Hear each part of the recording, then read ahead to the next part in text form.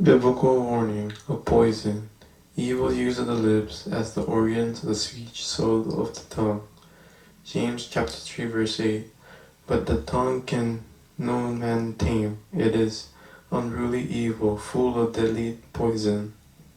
James, at least his name English. You look in the Greek, you'll see that his name is Jacobus. Translate the Hebrew name, Yakos. That's why most ancient modern translation rendered his name as Jacob.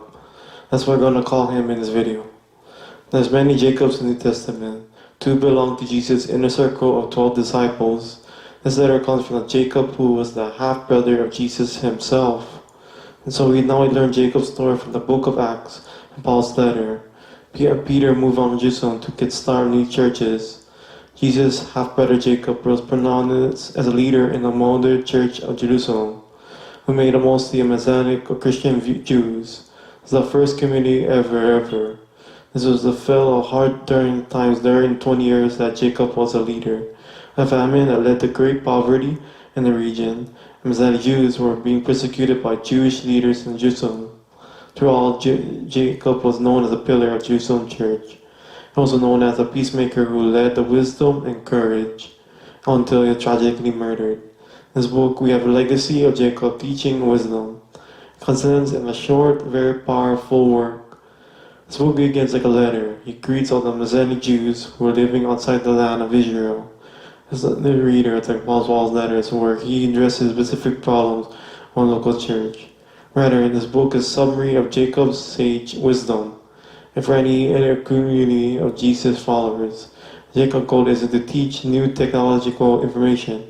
It's rather to get big business and challenge you how to live. Jesus' wisdom has become heavily influenced by two sources.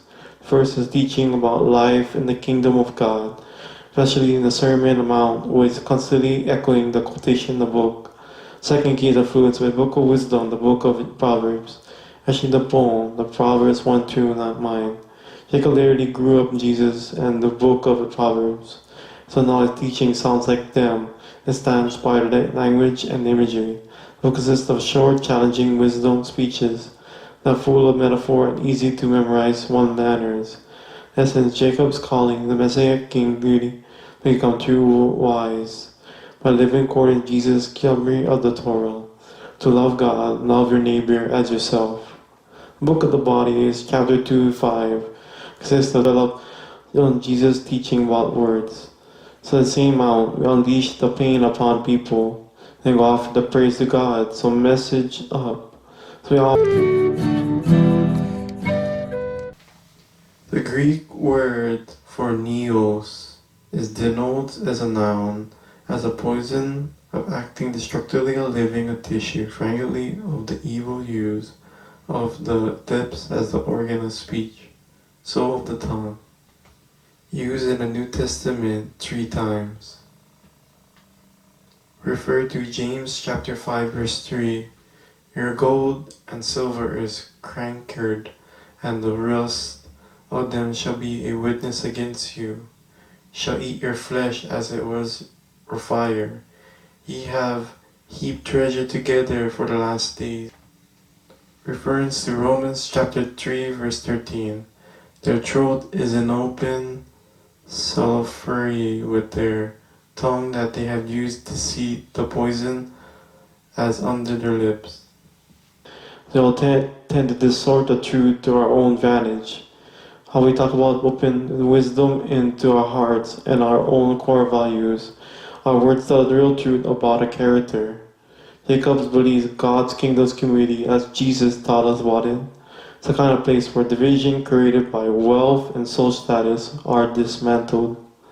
So he warned the friends about ignorance about wealth can create in people who believe will be around forever. No, your wealth will now and then rot just like you. In contrast, God people live. Paul's letter to the Romans is one of the longest, most significant things ever written by the man who was formerly known as Saul Tarsus. A Jewish rabbi belonging to a group known as the Pharaohs, was passionate, devoted to the Torah of Moses and the tradition of Israel. Saw Jesus and his father as a threat. But then he had a radical encounter with risen Jesus, who commissioned him as an apostle. like a official representative in the world of non-Jewish people called Gentiles in the Bible. So we started going by the Roman name Paul. He traveled all around the ancient Roman Empire, telling people about Jesus, virgin King Jesus, forming his followers, his new community called the churches. Paul made sure to write letters to his new Jesus communities to help them foster their faith or their answer questions. Book of Romans was one of these. It was actually written late in his career. Not written from the book of Acts. The Church of Rome existed sometime. They was Jewish and non-Jewish followers of Jesus. At one point, Roman Emperor Claudius expelled all Jewish people from Rome.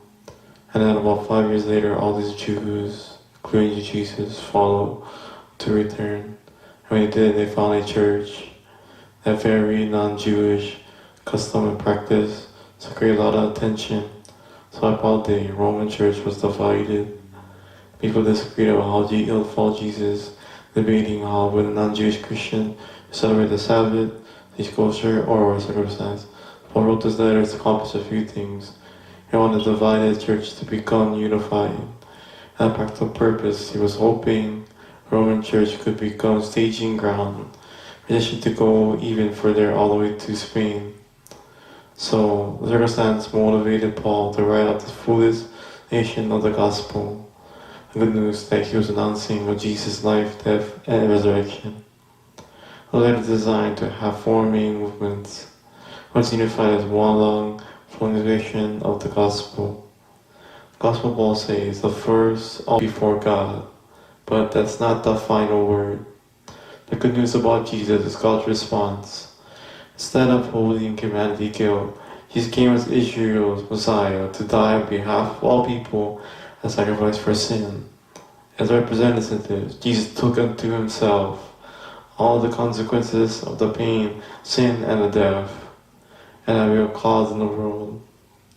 We don't care about resurrection from the dead. His new resurrection life that makes available to others. Jesus became what we are, so we might become what He is. And so Paul says, it's how God justifies those who trust or faith in Jesus. Not justification, another results from term of Paul. It's related to God's righteousness. Literally means declared righteousness. Because of Jesus did on their behalf, we're given a new statute before God.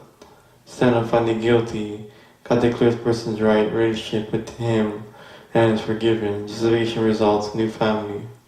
Those who trust in Jesus is given a place among God's covenant people, of which other results in a new future, which begins journey of transformation by God's grace. And so all things that justify justification are God's gift to those through the faith are in Christ.